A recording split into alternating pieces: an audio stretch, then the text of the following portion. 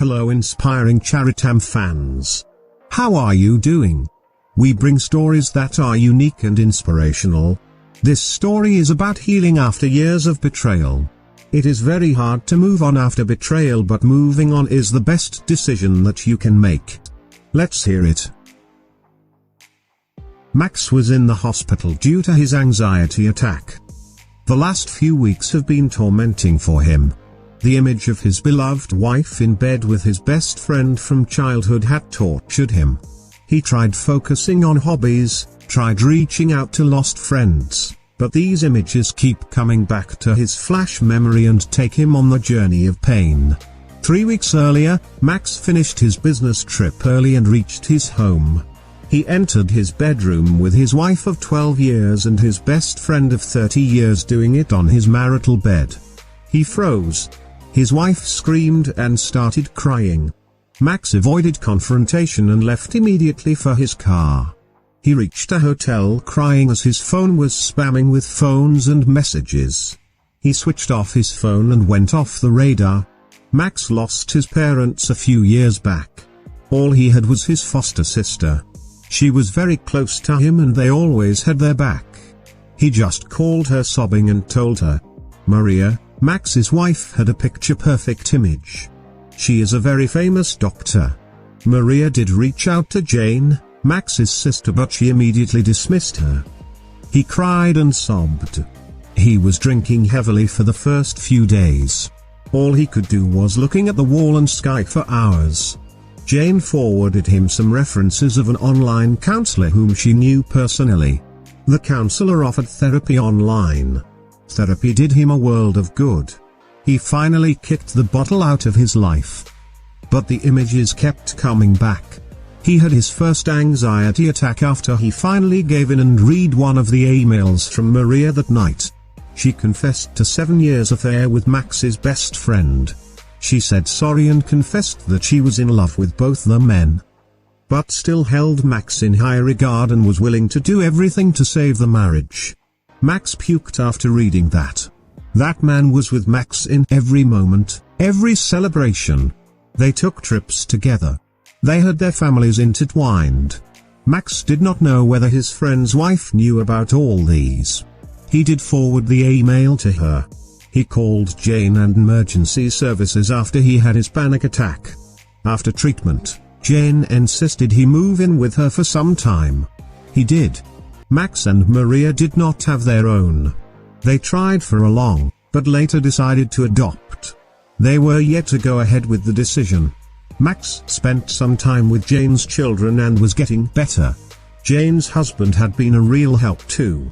He was very kind and welcoming to Max. He spoke with him and spent time with him.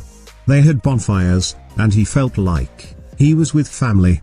On the other hand, all hell breaks loose at Max's friend's house. His wife, upon discovering the long affair, literally made his friend's life miserable. She kicked him out and filed a restraining order after his friend pushed her while arguing. He tried to move in with Maria, but she refused.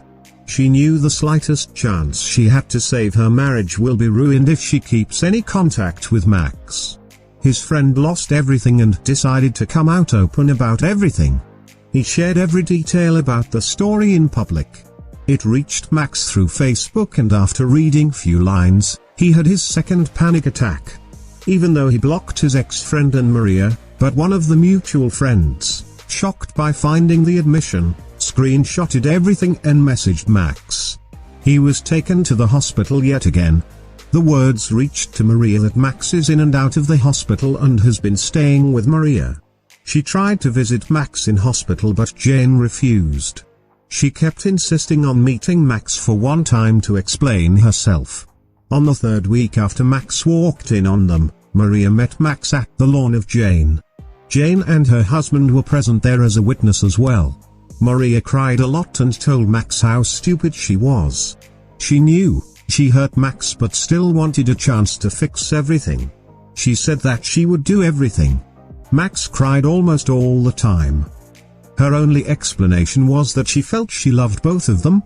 She admitted that she knew it could destroy both the family and had waves of guilt. However, she could not resist her affair partner. She promised to change and give full access to Max. All Max could say that his 10 years marriage was nothing but a lie. Max angrily told her that she has not only destroyed the good in Max but also emotionally abused him to such an extent that he might not be able to trust any other person ever. Then Max asked if there was anything that she had not confessed yet. What came from Maria just broke him. She confessed that in the last 7 years, she had gone for an abortion twice because Max was not apparently the father.